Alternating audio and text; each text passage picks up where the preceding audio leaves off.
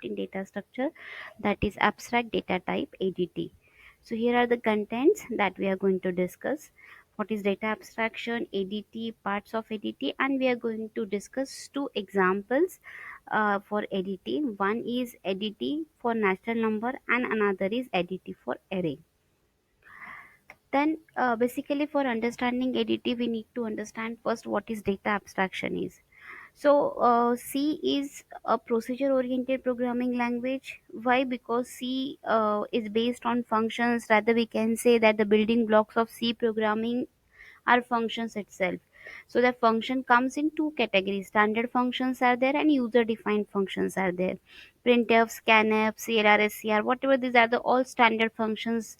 They are predefined in certain header files, and for using that definition you are including the header file by writing something hash include stdio.h, etc. So basically, data abstraction is not by default provided in C programming, but the programming languages like C++ and Java, they provide the concept of data abstraction. So whole computer science is based on this term data abstraction, because every software, it gives you only essential information.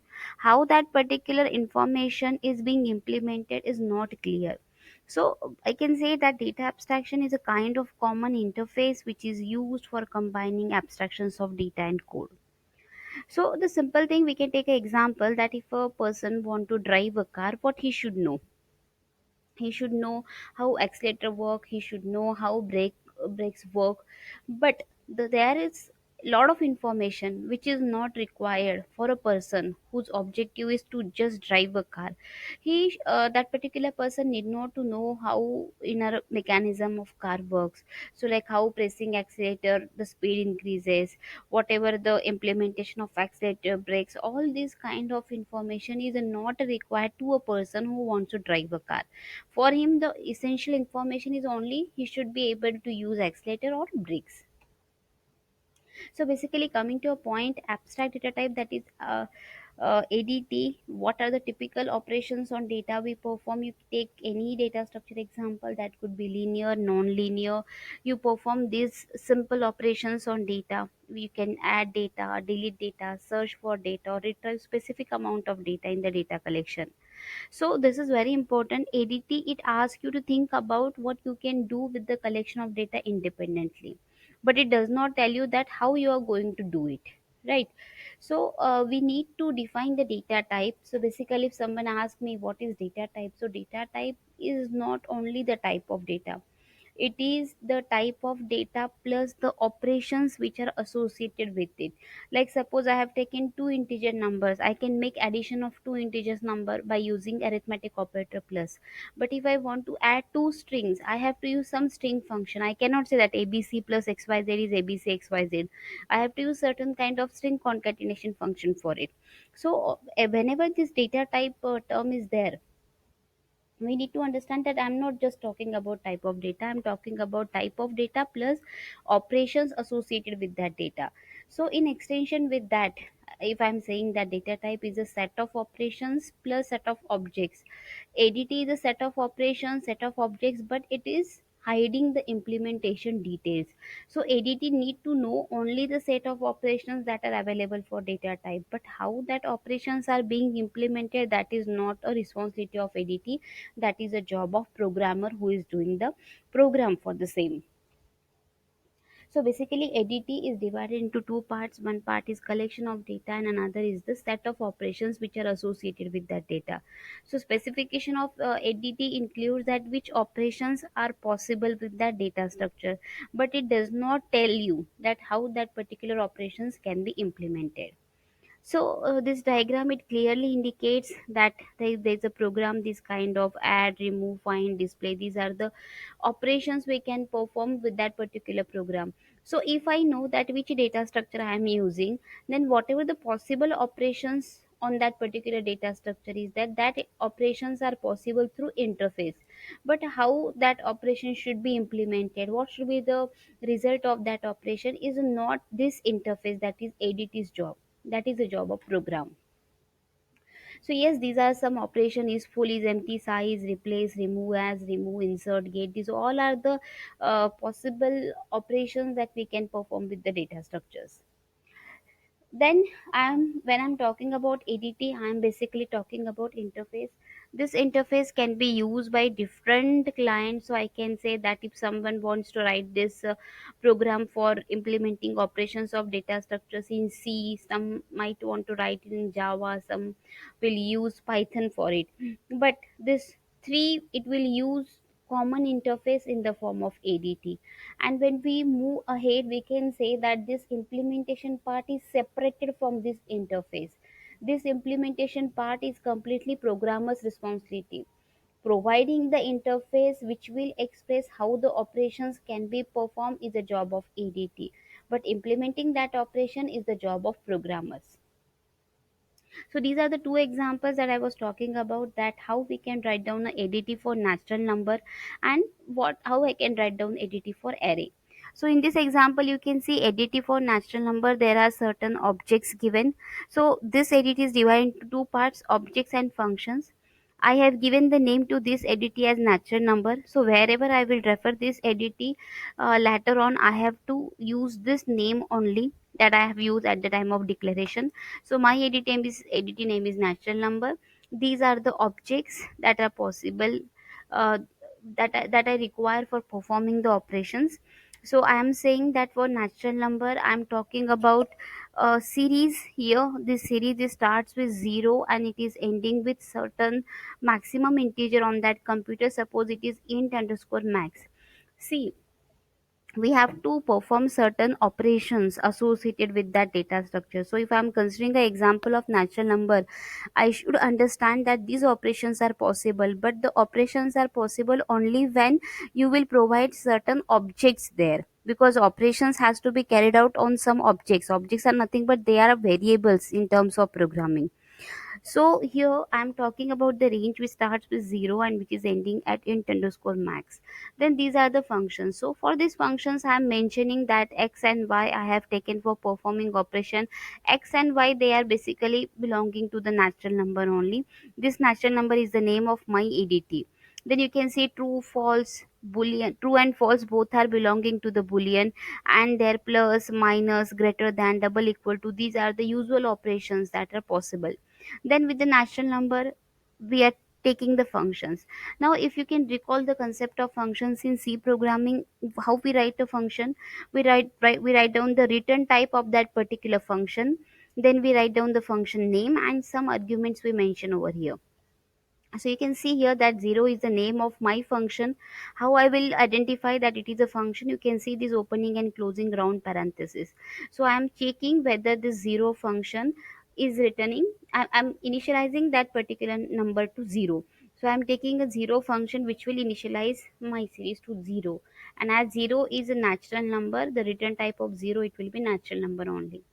Then I'm checking is 0, I'm checking a particular number is 0 or not. So I'm checking if x. So if x, this is something I am checking for the value which is 0. If x is 0, then it will return true. If x is other than 0, 1, 2, 3 till the last number, that is int underscore max, then it will return true. As false and true both are belonging to boolean, the return type of is 0 function is boolean itself. Then you are checking whether x and y both are same or not. Simply you are using double equal to operator. Even in this function, you have mentioned that double equal to is a usual operator that you are using. So you are checking if x double equals to y, it will return true. Otherwise, it will return false. Again, it is returning true and false. Both are belonging to boolean. So equal function return type is boolean. Then we are checking for successor. Successor means I'm talking about the next number.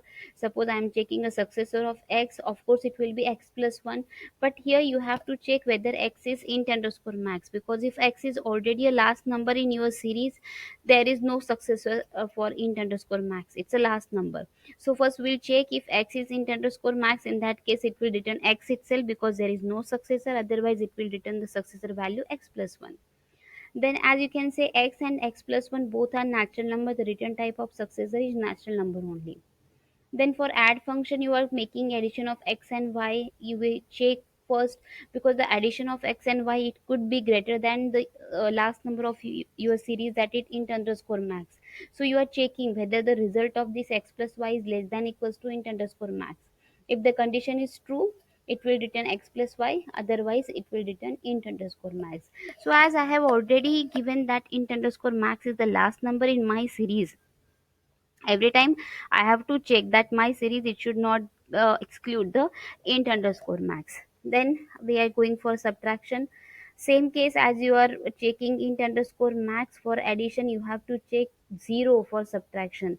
So you are just checking whether value of x is less than y, then the it will return 0, because you can't go for minus numbers, as we have specified that our series starts with 0 to int underscore max, and otherwise it will return x minus y. So this is end natural number. So how we are discuss this natural number ADT? We have taken ADT, its name, then we have divided into two parts, objects and function. In objects I have specified the range that I am talking about. In functions, first I'm dealing with the objects that we are going to use for defining the function, and then every of the function, whether it is having argument, what is return type, we are going to define the function. Then the next ADT example that I would like to explain here is ADT for array. So everyone knows about array, the set of similar elements we can say, and every value it is divided into a pairs. It is associated with a pair. One is index and another is value. So here index is, we are considering that it is from a set atom, and index is a finite order set of one or more dimension, because there can be one dimensional array, two dimensional array, and likewise. And you have just mentioned in the specification that one dimension, if it is a case of one dimension, it will be 0 to n minus 1, where n I am considering as the size of array, and the 0 0 0 1 0 2 1 0, these all are used for the two dimension array.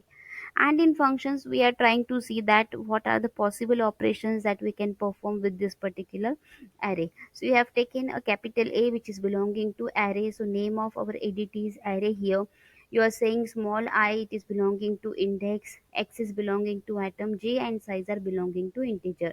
And we are going to discuss three functions over here. Create. So here I am trying to create an array whose dimension is j, and here list is a tuple. Tuple here means it is in the form of pair of index and value. So after creation function, it will create an array whose dimensions are j and whose list is j tuple, where ith element is the size of ith dimension. And I have not specified atoms here, I have just mentioned the size of that particular array.